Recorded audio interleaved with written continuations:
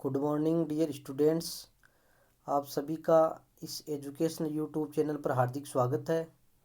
प्यारे विद्यार्थियों, पिछले वीडियो में हमने प्राचीन भारतीय इतिहास के साहित्यिक स्रोतों के अंतर्गत धार्मिक साहित्य का अध्ययन किया था और आज हम धर्मेतर साहित्य का अध्ययन करेंगे। धर्मेतर साहित्य वह साहित्य है जिसका उद्देश्य धार्मिक विषयों का प्रतिपादन नहीं होकर बल्कि तत्कालीन राजनीतिक, सामाजिक, धार्मिक एवं आर्थिक जीवन संबंधी घटनाओं का विवरण होता है। ऐसे साहित्य में ऐतिहासिक संदर्भ प्रसंगवश मिल जाते हैं और इसके अंतर्गत मुख्य रूप से ये जो धर्मेतर साहित्य है ये मुख्य रूप से 3 भागों में बांटा जा सकता है: लौकिक साहित्य, ऐतिहासिक साहित्य और क्षेत्रीय भाषाओं में रचित साहित्य। तो लौकिक एवं अर्ध ऐतिहासिक साहित्य। लौकिक साहित्य के अंतर्गत वे ग्रंथ आते हैं जिनका मूल विषय ऐतिहासिक नहीं होता बल्कि उनमें व्याकरण, ज्योतिष, नीतिशास्त्र आदि संबंधित विषयों का प्रतिपादन किया गया है। इस प्रकार के महत्वपूर्ण ग्रंथ हैं पाणिनि की अष्टाध्यायी, कौटिल्य का अर्थशास्त्र, कात्यायन का वार्तिक, पतंजलि का महाभाष्य, गार्गी संहिता तथा कामंदक का नीतिसार। पाणिनि की अष्टाध्यायी ये व्याकरण का ग्रंथ है। इसकी रचना 5वीं शताब्दी ईसा पूर्व में हुई थी। मौर्य काल से पूर्व के सामाजिक, धार्मिक एवं राजनीतिक इतिहास तथा भारत के विभिन्न भौगोलिक स्थलों के बारे में इससे महत्वपूर्ण जानकारी प्राप्त होती है। कौटिल्य का अर्थशास्त्र 4वीं शताब्दी ईसा पूर्व यानी 400 ईसा पूर्व में इस ग्रंथ की रचना हुई थी और इसका लेखक चाणक्य या विष्णुगुप्त था, जिसे कौटिल्य भी कहते थे। मौर्य सम्राट चंद्रगुप्त मौर्य का गुरु तथा प्रधानमंत्री था। इस ग्रंथ में मौर्यकालीन भारत की शासन पद्धति, आर्थिक स्थिति, सामाजिक जीवन के बारे में वर्णन प्राप्त होता है। मौर्यकालीन प्रशासन, सभ्यता एवं संस्कृति के विविध पक्षों की जानकारी के लिए यह एक महत्वपूर्ण ऐतिहासिक ग्रंथ है। ये राजनीतिक शास्त्र का महत्वपूर्ण ग्रंथ है और प्राचीन भारतीय शासन व्यवस्था का इसमें मौलिक रूप से वर्णन किया गया है। कात्यायन का वार्तिक, इस ग्रंथ की रचना 300 ईसा पूर्व में कात्यायन ने की थी। इससे हमें मौर्य पूर्व एवं मौर्य युगीन इतिहास के बारे में जानकारी प्राप्त होती है। पतंजलि का महाभाष्य, अष्टाध्यायी पर लिखा गया ये भाष्य 200 ईसा पूर्व में इसकी रचना हुई थी और इसमें शुंग काल के इतिहास पर प्रकाश पड़ता है। यानी इसमें यह ग्रंथ शुंग सम्राट पुष्यमित्र शुंग के शासन की घटनाओं के बारे में जानकारी हमें देता है। गार्गी संहिता ये भी एक महत्वपूर्ण ग्रंथ है। इस ग्रंथ से मौर्य और शुंग वंश के शासकों के इतिहास के बारे में जानकारी मिलती है और ये इम्पोर्टेंट है कि इस ग्रंथ में हमें भारत पर यवनों के आक्रमण का विवरण प्राप्त होता है। कामानंदक का नीतिसार,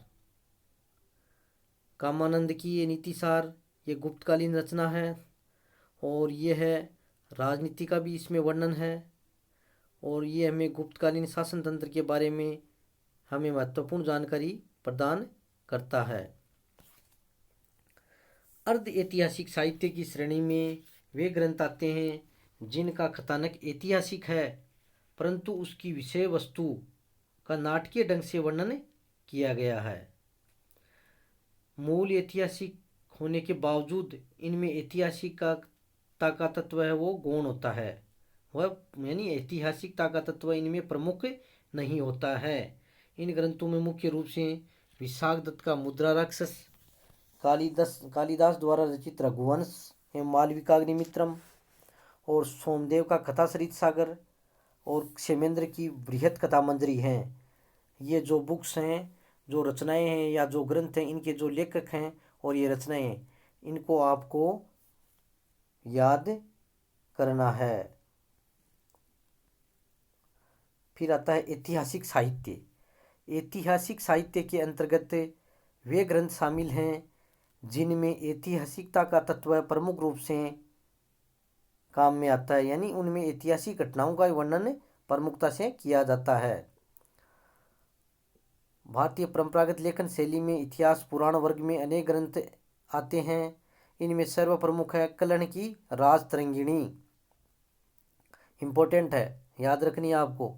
इसमें प्राचीन काल से लेकर 12वीं शताब्दी तक कश्मीर का इतिहास विस्तृत रूप से लिखा गया है।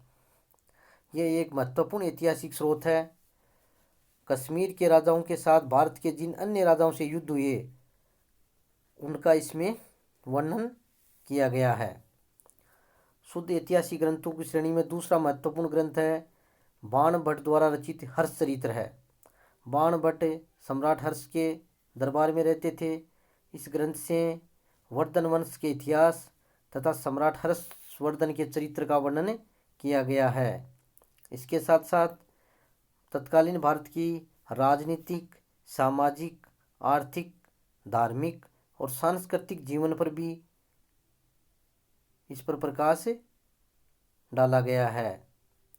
बाण भट्ट की दूसरी रचना कादम्बरी, जिसमें तत्कालीन सामाजिक एवं सांस्कृतिक जीवन की भी जानकारी प्राप्त होती है। इसके अलावा भी अन्य ग्रंथ हैं जो कि ऐतिहासिक दृष्टि से महत्वपूर्ण हैं।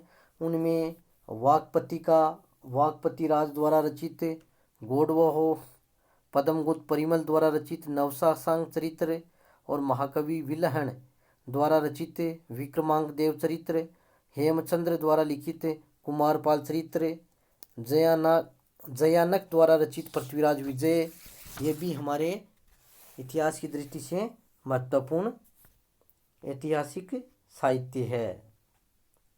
इसके अलावा क्षेत्रीय भाषाओं में भी जो साहित्य की रचना हुई उनसे भी हमें जानकारी प्राप्त होती है। सर्वाधिक महत्वपूर्ण दक्षिणी भारत का प्राचीन तमिल भाषा में लिखित संगम साहित्य है।